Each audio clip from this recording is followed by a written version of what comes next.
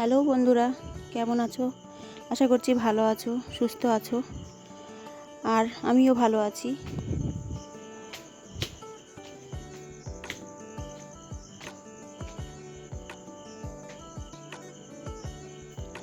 তো রোজকার মতন আমিও চলে এলাম নতুন একটা ভিডিও নিয়ে।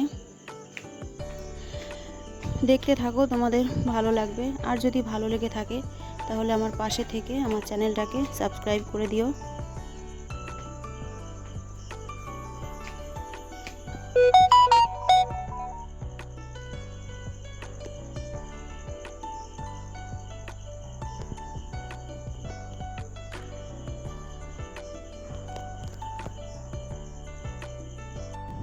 দেখতে থাকো আজকের ভিডিওটা, আমি কি করি।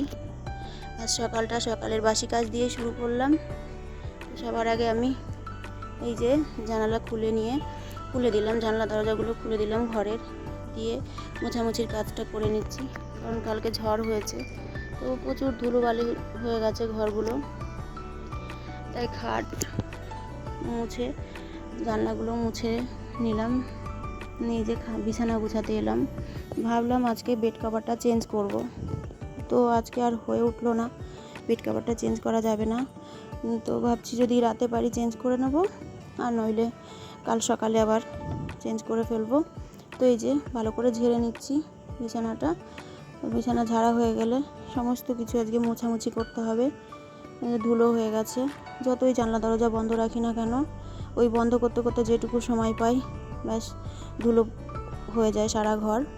তো এই যে মোছামুছির কাজ করছি, মুছে নেব সব কিছু এক এক করে।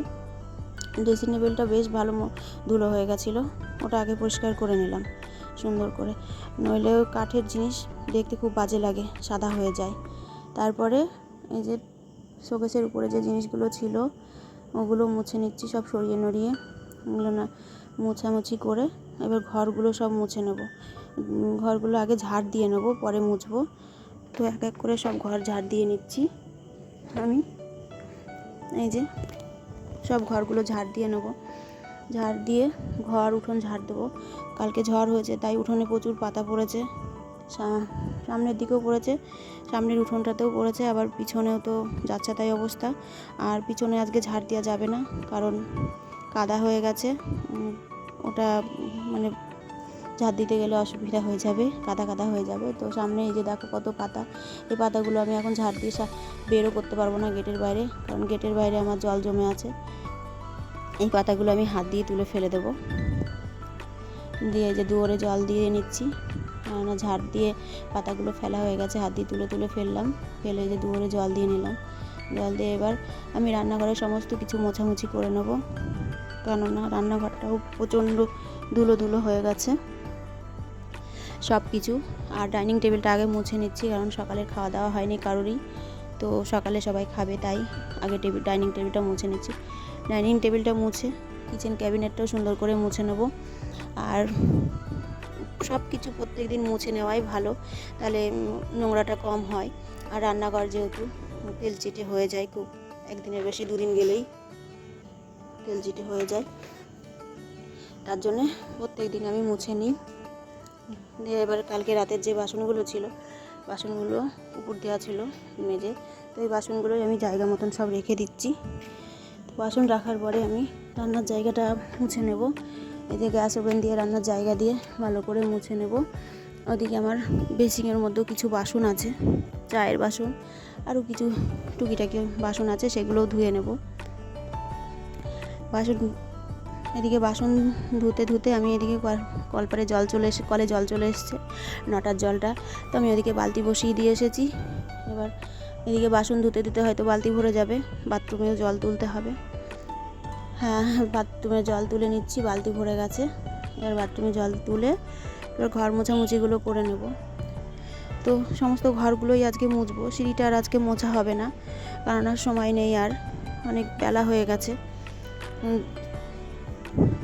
দুপুরের রান্না বান্না নাই তো শেষ হবে না। তো আজকে আমার গেছে বাজারে, দেখি কি নিয়ে আসে, কি মাছ আনতে গেছে বাজারে। তো চলো, এই যে ঘরগুলো সব মোছামুছি করে নিচ্ছি, ঘর মোছা হয়ে গেছে।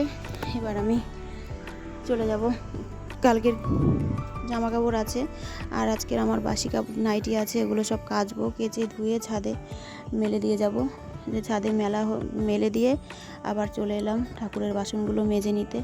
ঠাকুরের বাসনগুলো মেজে ধুয়ে ঠাকুর ঘরে গিয়ে উপুর করে দিয়ে আসবো। আর আমি ঠাকুরের বাসন মেজেতে উপুর করি, কেননা নয়তো জলের দাগ হয়ে যায়। তো চলো, এবার আমি চলে এলাম রান্নাঘরে রান্নাবান্নার কাজ কমপ্লিট করতে। তো এই যে এসে আমি আগে ভাত বসিয়ে দিলাম, ভাত বসিয়ে দিয়ে মাছ ধুয়ে নেব। মেয়ের জন্য রুই মাছ এনেছে, আর আমাদের জন্য এনেছে পোনা মাছ, কেননা পোনা মাছে কাটা হয়, তাই আমার মেয়ে খেতে পারে না, আর ছেলে তো আমার মাছ খায় না। তো চলো, আজকে পোনা মাছটা আমি ডাঁটা দিয়ে পাতলা ঝোল করব, আর রুই মাছটা একটু মশলা দিয়েই করব, কেননা রুই মাছ আমার মেয়ে পাতলা ঝোলটা পছন্দ করে না, ওইটু কষা তেল ঝালই পছন্দ করে। তো চলো, ডাঁটা দিয়ে আলু দিয়ে যে মাছের ঝোলটা বসিয়ে দিলাম। তো মাছের ঝোলটা করে নেব। আর এদিকে বেসিংয়ে কিছু বাসনও ছিল, এদিকে রান্নাও করছিলাম, আবার এদিকে বাসন কুসনগুলো টুকিটাকিগুলো মাজা ঘষা করে নিচ্ছি, নয়তো লাস্টে করতে গেলে অনেকটাই লেট হয়ে যায়। দিয়ে যে আমার মেয়ের মাছটা বসিয়ে দিলাম, এটা রুই মাছটা একটু মানে তেল ঝাল করেই করব, ও এটাই পছন্দ করে। তো এই যে মাছটা হয়ে গেল, এবার আমি চলে যাব স্নান করতে। স্নান করে একবারে চলো তোমাদের সঙ্গে দেখা হবে আমার রান্নাঘরে ডাইনিং টেবিলে। তো চলো, এই যে সিঁদুরটা পরে নিচ্ছি। এদিকে আমার বর তাড়াহুড়া দিচ্ছে, খাবে, ওর খিদে পেয়েছে। তো চলো, এই যে চলে এলাম ডাইনিং টেবিলে। এই যে আজকে রান্না আমি করেছি ডাল, মাছের ঝোল, ওই যে মেয়ের মাছ, আমের চাটনি। ব্যাস, ভিডিওটা যদি ভালো লাগে একটা লাইক করে দিও।